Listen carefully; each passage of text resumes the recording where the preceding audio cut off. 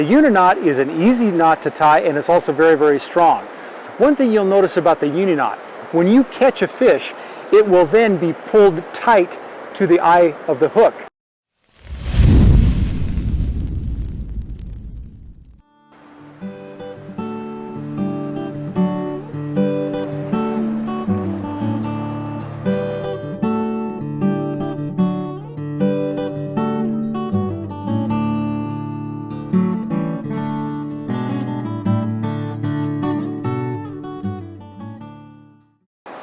Hey everybody, Al Noraker here for KastKing, and we're continuing our basics of fly fishing demonstrations. I'm going to teach you how to be a better fly fisherman, or maybe just get started to begin with. We're out here on this gorgeous river in Colorado, and we're about ready to go fishing. We've talked about fly rods and fly line and a lot of different things, and we're about ready to put it all to use. So what do I do next?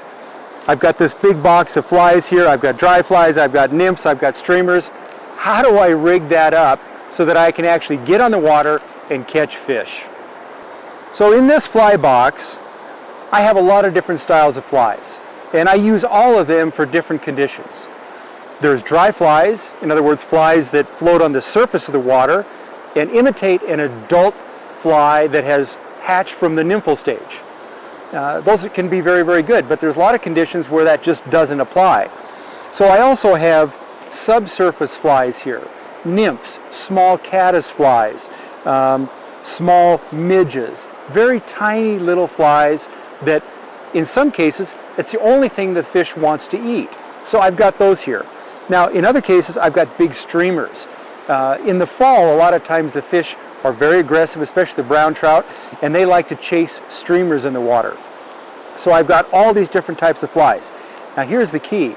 Each one of those requires a different type of rigging to make it work in the water. And that's what I want to help you with today. I want to make this as easy as possible, and we're going to show you how to rig up surface flies or dry flies. We're going to help you rig up subsurface flies, a nymph rig, maybe a single, double, even a triple nymph rig to fish subsurface under a strike indicator. And we're going to show you how to rig up streamers for that application where you're ripping streamers through the water to imitate a bait fish or a crawfish or something like that when those fish are very, very aggressive. So now that we've talked to you a little bit about different types of flies, surface flies, subsurface flies, and streamers, now we need to talk about how we rig these up. Well, the dry flies are quite easy. The dry flies, we're simply going to connect that to the end of our tippet material or our leader, and we're going to use what we call an improved clinch knot. Let me show you how to tie that really quick. It's not that hard, and there are actually a couple different knots that you can use, but I like to use the improved clinch knot. It's fairly quick, very easy, and quite strong as well. Okay, now this knot that I'm going to show you how to tie is used for most fishing applications. I use it specifically for dry flies for sure. It's called the improved clinch knot. And again, I'm using very thick line here just for demonstration purposes. I wouldn't use anything like this, and I'm doing it on a streamer style hook, but typically this would be for a dry fly, but I think you can see it easier, so that's why I'm using it.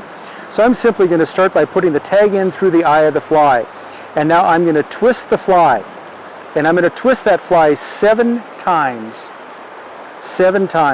and I'm going to take the tag in and I'm going to put it right through that gap, right just like that. Now I'm going to take the tag in and go back up through that hole that I created right there. Pull that tight. Now one thing that I would typically do is I would always get it wet, and just a little bit of saliva from my mouth allows that to draw up nice and tight and it won't slip. Pull that down nice and tight, snug up that knot, and then I'm going to take my nipper tool, cut it off very, very close. That's the improved clinch knot, and again, this is very thick line just so that you can see it. So when I tie on a nymph, I'll usually use 2 different flies, one slightly larger than the other, and I'll start by tying the bigger fly first. And I'll use that improved clinch knot again, or I might use what we call a Uni Knot. Now a Yuna Knot allows that bug to float a little bit more freely in the water because the knot is not perfectly tight to the eye of the hook. I think it's a little bit more of a natural presentation.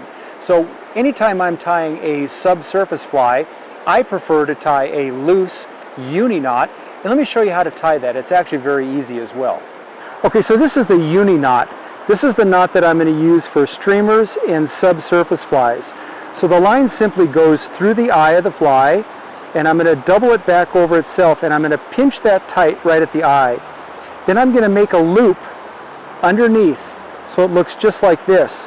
I'm going to take the tag end and I'm going to wrap it inside of that loop about 5 times, just like this. 1, 2, 3, 4, 5. Then I'm going to hold that tag end and I'm going to slide that knot together and pull it tight right up to the eye of the fly. As soon as it's tight right there, I'm simply going to take my nipper tool and I'm going to cut it off very close.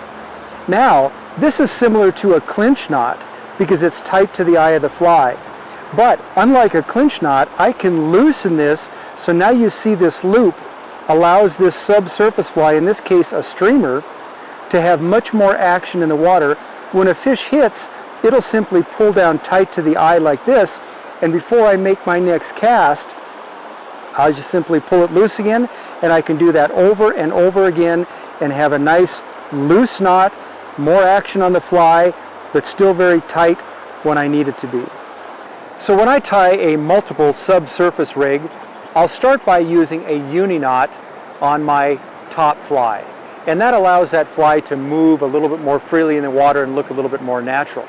As soon as I have that attached, I'll then take a small short section, about 18 to 24 inches long, of leader. And that leader material will typically be 4X, 5X, maybe even 6 or 7X, depending on water clarity and the size of fly I'm using next. Then I'm going to tie that leader section, or that tippet material, onto the shank of the hook of my top fly. And I'm simply going to tie that with that same improved clinch knot. And that holds it very tight right to the turn or the shank of that hook just above the barb.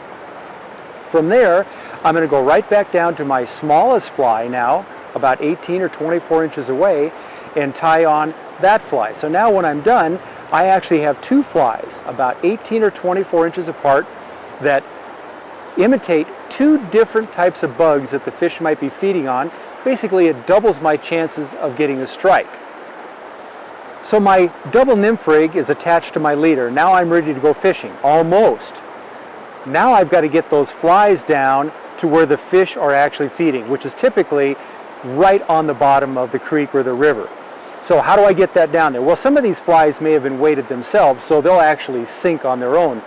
But depending on the speed of the water and how deep the depth is, I might need some help to get those down to where the fish are feeding. So I'm going to use some split shot. And here's a couple small little split shot I'm simply going to attach to my leader by pinching that onto the line, roughly about 2 feet above my top fly.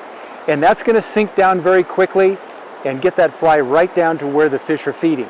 Now, if I'm not getting it all the way down deep enough, I'm probably not going to catch fish because they're right on the bottom most of the time. So I might need to add even more split shot. In some cases, I've had 3, 4, even 5 pieces in very fast, deep rivers to get my subsurface flies down to where those fish are feeding. So now I can actually go fishing just the way this is. I got my flies, I've got my split shot, I'm able to get that down to where the fish are feeding. But if you're fishing this way without a strike indicator, sometimes it's a little bit hard to tell when you get that bite. The strikes can be very, very light. The fish will sometimes just stop that fly. And if you don't have an indicator to show you when that fish has it in its mouth, you might not feel that at all and you might miss an opportunity. So let me talk to you a little bit about using a strike indicator when fishing subsurface with nymphs in the river. Strike indicators. Wow, there's really no mystery here about strike indicators. This is simply a strike detection technique. So a strike indicator is really nothing more than a bobber, but in fly fishing, we don't call them bobbers, we call them strike indicators. So a big question is, how far up my leader do I place my strike indicator? I'll give you my general rule of thumb.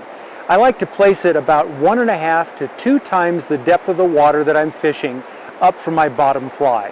In other words, if the water is about 3 feet deep where I'm fishing, I'm going to place that strike indicator about 5 to 6 feet above my bottom fly. This will allow it to get down to where the fish are eating, but not so far up that my fly or my split shot is going to get caught in the rocks in the bottom and I end up losing a lot of flies. Now there's a lot of different kinds of strike indicators. Some are easier to use, some are not so easy. I like everything as easy as possible. So this is one of the strike indicators that I use, and it's very easy to adjust the depth. As I fish different areas on the river, the water might get a little bit deeper, the water might get a little bit shallower, might get a little faster, slower, but I have to adjust all the time my strike indicator depth so that I make sure that my fly is in that strike zone, right where those fish are eating. So I want an indicator that's not going to damage my leader, and I want to be able to move it easily up and down the leader so I'm always at exactly the right depth. Hey, let's talk about streamer fishing. I love streamer fishing, especially in the fall. It can be so much fun because the fish are very aggressive. They're chasing flies. In this case, it's kind of a crawfish pattern. Anyway, streamer fishing is a lot of fun, and it's a technique that everybody should know how to use. But I like to tie a little bit different knot when I'm tying streamers onto my leader because I want to get the most action as I possibly can out of that fly when it's floating through or I'm stripping it back through the water. So the knot that I use for tying a streamer onto my leader is what I call a Yuna Knot. Now, this is a knot that actually keeps the knot loose to the eye and not clinched down really, really tight. That allows this fly to have a lot more action through the water. The Yuna Knot is an easy knot to tie, and it's also very, very strong. One thing you'll notice about the Uni Knot, when you catch a fish, it will then be pulled tight to the eye of the hook, and we need to loosen it back up before we make the next cast. Hey, we've talked about a lot of things in our rigging segment on how to get started in fly fishing. We've talked about surface presentations with dry flies, subsurface with single and double nymph rigs, and even streamer fishing. One of those is going to be just right for you, and in many cases you're going to have to find the right presentation for that particular day in that particular setting. But regardless, get out there and practice. You know, I've been doing this for 40 years, so I'm pretty used to tying these knots and deciding which method I'm going to use. It'll take you some time, but you really can't go wrong. Just give it a try. You're going to learn a lot. Really enjoy this sport. I'm Noraker for KastKing, and hey, I really encourage you to go fishing tomorrow. It's a lot of fun. Have a great day.